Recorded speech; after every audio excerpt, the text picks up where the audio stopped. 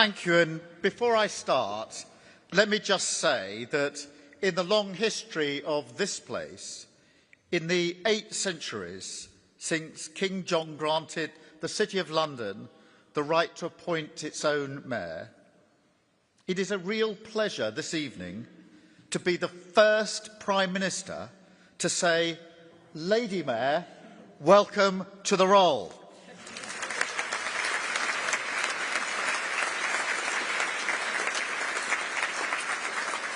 And let me also congratulate the Bishop of London, who will soon become the first female Archbishop of Canterbury, proof that all traditions evolve.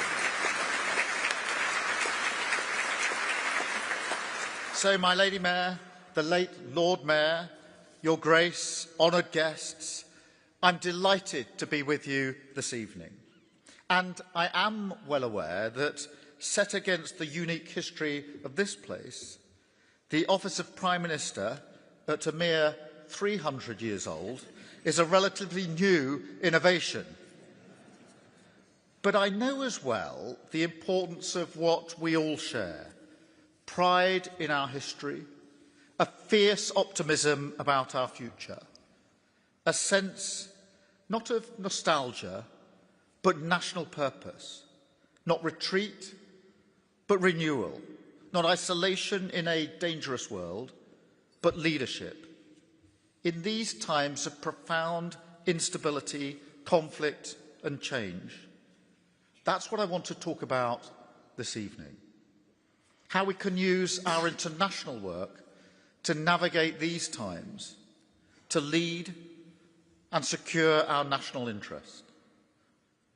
And my Lady Mayor, I am clear that no transformation today carries greater consequence than the rise of China. It is a nation of immense scale, ambition and ingenuity, a defining force in technology, in trade and global governance.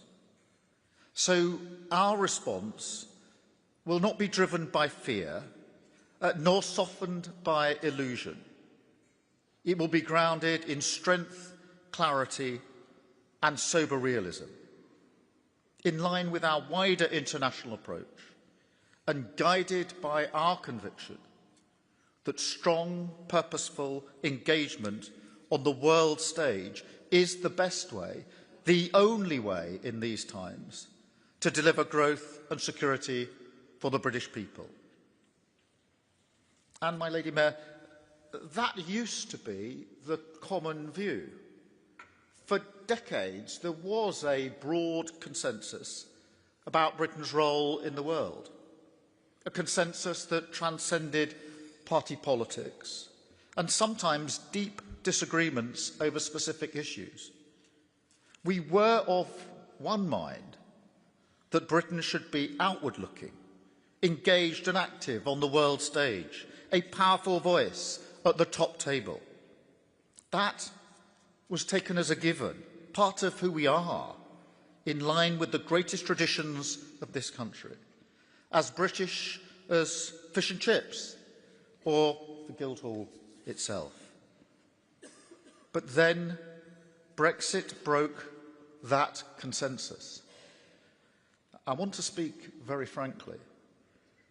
The Brexit vote was a fair, democratic expression, and I will always respect that. But how it was sold and delivered was wrong.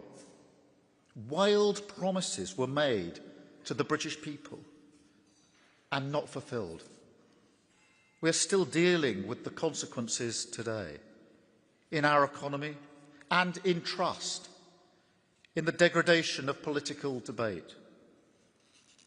Now, I raise this not to rake up the past, but to learn from it and to use it to inform what comes next. The idea that leaving the EU was the answer to all our cares and concerns has clearly been proved wrong. But that same spurious argument is now being made about the European Convention on human rights, with the same wild promises being made to the country by the same people, walk away, and all our problems will be solved. To consider Brexit a template for our future foreign policy is utterly reckless. Yes, the ideology lives on. It's an attitude of total impunity that says, insult our neighbours, sever our alliances, choose between the EU and the US, sever links with China. Some even argue that we should leave NATO. Let me be really clear about that. At this moment, when war has returned to Europe, leaving the most successful military alliance in history would be catastrophic. Even to contemplate it is a sign of deep unseriousness in gravely serious times. But that's where this corrosive, inward-looking attitude leads. It offers grievance rather than hope, a declinist vision of a lesser Britain, not a Great Britain. Moreover, it is a fatal misreading of the moment, ducking the fundamental challenge posed by a chaotic world.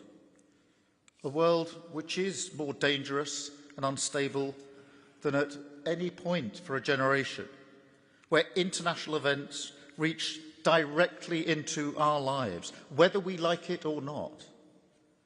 My Lady Mayor, in these times, we would not take control by turning inward. We would surrender it. So instead, I believe we must rise to the moment, and we must do so with renewed strength and purpose, true to our national story, and true to the internationalist heritage of the political tradition that I represent.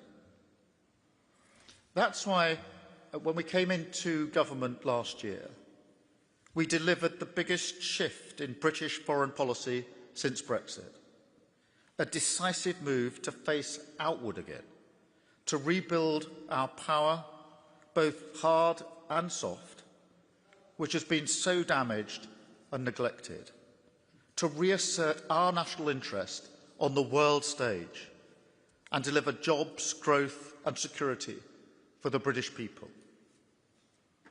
We're doing this not by turning back the clock to the old ways, but by radically changing our approach to meet the new reality, a new internationalism which adapts to a world where there is fiercer competition, a more transactional approach to pretty well everything, from trade, tech and raw materials to migration and security. An internationalism that recognises the critical importance of defence and recognises that this is an age where we cannot look only to international institutions to uphold our values and interests. We must do it ourselves through deals and alliances, and that is exactly what we have done. So, my Lady Mayor, here is the proof of concept.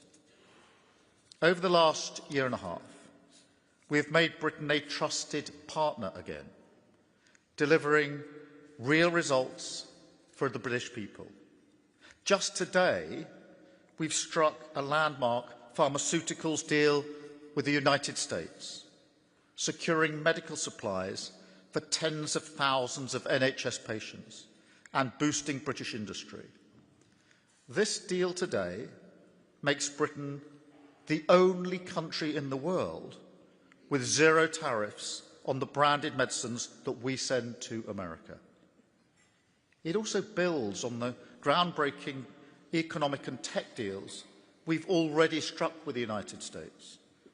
And it builds on President Trump's state visit earlier this year, which brought in £150 billion of US investment. That's a new record, creating more than 7,600 jobs across every part of the country. We have also redefined our bond with the EU, building a new partnership that benefits both sides, sticking to our red lines while supporting British businesses, making food cheaper and slashing red tape. We've struck a historic trade deal with India, and in October, I led the biggest British trade delegation to that country ever, including some of you here in the room this evening. But it doesn't stop there.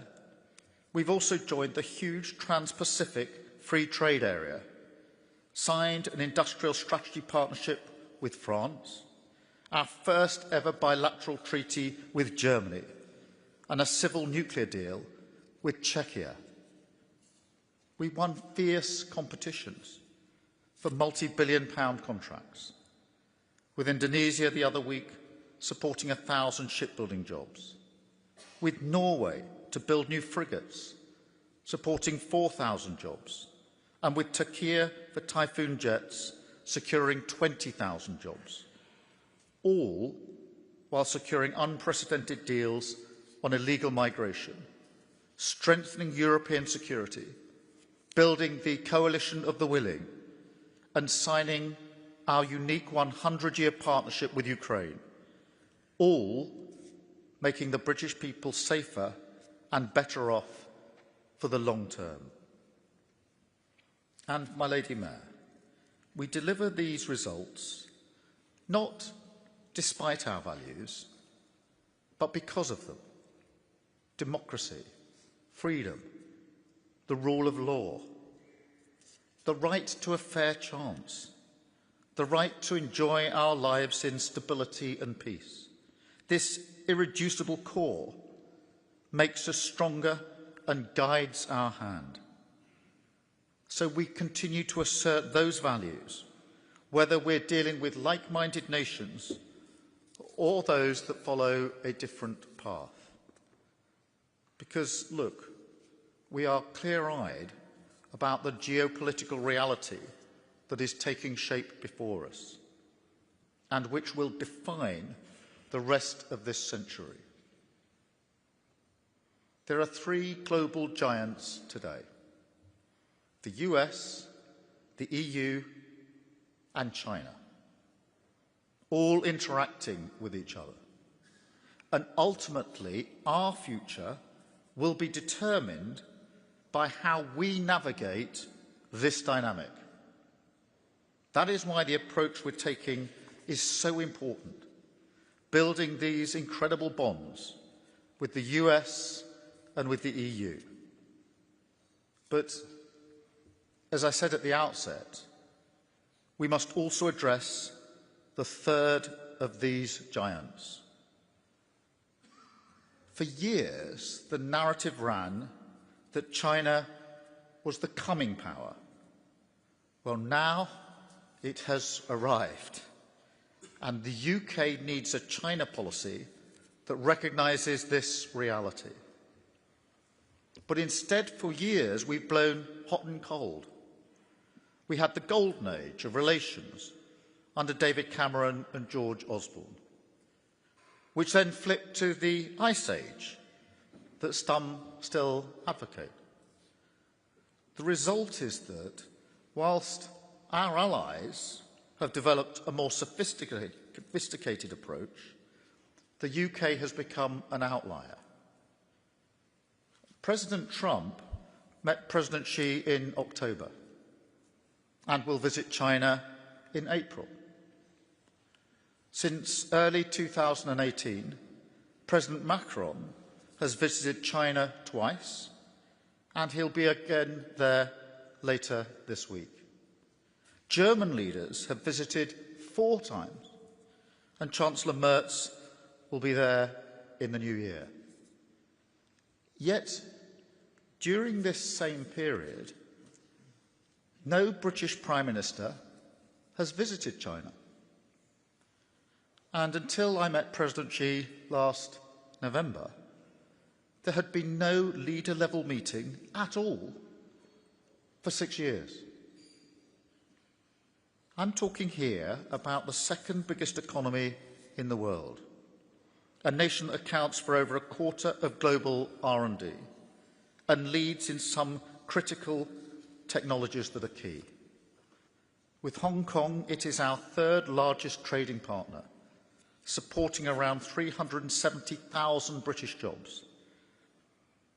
And, my Lady Mayor, I'm also talking about a country that is projecting its power, a permanent member of the UN Security Council, and one of the world's most powerful militaries that is rapidly growing its nuclear stockpile. And, yes, a country that poses real national security threats to the United Kingdom. With all that in mind, the absence of engagement is just staggering, a dereliction of duty, because it means that, unlike our allies, we have not been standing up for our interests. Well, no more. It's time for a serious approach, to reject the simplistic binary choice, neither golden age nor ice age, and recognise the plain fact that you can work and trade with a country while still protecting yourself. In fact, we protect ourselves better because we engage. The British people instinctively understand this. They know we have to deal with the world as it is and build smart, agile relationships with everyone, where it's clearly in our interests to do so. And let me be absolutely clear. This is not a question of balancing economic and security considerations. We don't trade off security in one area for a bit more economic access somewhere else. No, protecting our security is non-negotiable, our first duty. But by taking tough steps to keep us secure, we enable ourselves to cooperate in other areas. And in recent days, we have taken further such steps, bringing forward a tough package of measures to defend our country and our democracy by disrupting and deterring threats from China and other state actors, giving our security services the updated powers and tools that they need to tackle foreign espionage activity wherever they find it, and tackle malicious cyber activity too. Meanwhile, we continue to call China out for their support of Russia in Ukraine, sanctioning those Chinese oil and gas operators that support Russia's military-industrial complex. And we continue to raise our concerns about human rights, the prosecution of Jimmy Lai, a British national, the sanctioning of British MPs, threats to British academic freedom, and the curtailment of freedom in Hong Kong against the binding joint declaration. Nothing will ever change our values or our readiness to stand up for them. But given the scale and significance of China, dealing with them on vital issues like global security is not a choice, but a necessity. We must discuss strategic challenges like stability in the South China Sea and the Taiwan Strait, nuclear proliferation, and the use of AI in weapons systems. We must also engage on issues like climate change and global health, where China has to be part of the solution. Because, as every other allied nation will attest, engagement is how we uphold our national interests, how we prevent miscalculation, and how we pursue our economic interests too. My Lady Mayor, this room knows very well the scale of the opportunity in China is immense. Our task is to help British businesses win their share of that opportunity in a way that is safe for our country. And I know that after the chopping and changing from previous governments, businesses need predictability for the long term. They deserve predictability. So that's what we're delivering, a clear approach for business. Let me set this out. To start with, we're absolutely clear that when it comes, for example, to defence, AI or our critical national infrastructure, we will always protect our security and our economic interests. But we are also clear that in areas where there is no significant risk, instead of assuming you shouldn't do business with China because it's just too difficult or because the government will make it too burdensome or unpredictable, from now on, we're going to give businesses the confidence, clarity and support that they need to win these opportunities, with all the necessary mitigations in place. And we've already started this work. The Chancellor and the Trade Secretary visited China this year. The Investment Minister is there right now. And this re-engagement is already delivering billions in export wins and market access for British businesses. So in areas like financial and professional services, creative industries, pharmaceuticals, luxury goods and more, great British success stories, the export opportunities are huge, and we will back you to seize them.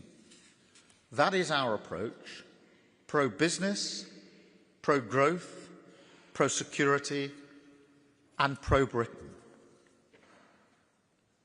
My Lady Mayor, this is the new purposeful internationalism I'm talking about. Facing out to the world, standing up for our interests, delivering for our country and changing people's lives.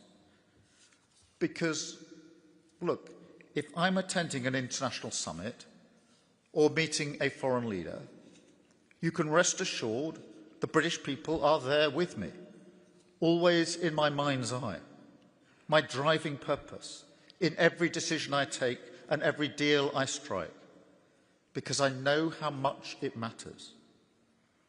I was there at Jaguar Land Rover in Solihull, the day I struck that deal with President Trump to cut tariffs. And I saw what it meant, not just for the workers on the factory floor, but to their families, to the whole community. Just a couple of weeks ago, I was up at the BAE plant in Wharton, Lancashire, and I met a young lad called Jack. He works there as an apprentice, proud to be following in his dad's footsteps. And Jack told me that the deal we'd just done on that Typhoon contract wouldn't just secure his job, but his dad's job too, and that of the whole workforce. It's moments like that, when you can see that someone's future has just opened up before them. That's what my politics is about. That's what my foreign policy is about. Going out there, fighting for the British people. So, my Lady Mayor, to put it simply, in these dangerous, volatile, competitive times, we deliver for Britain by engaging with purpose and pride, not by shrinking back. In these times, we deliver for Britain by being strong on the world stage, not by vacating it. My Lady Mayor, in these times, internationalism is patriotism. Thank you very much. Thank you.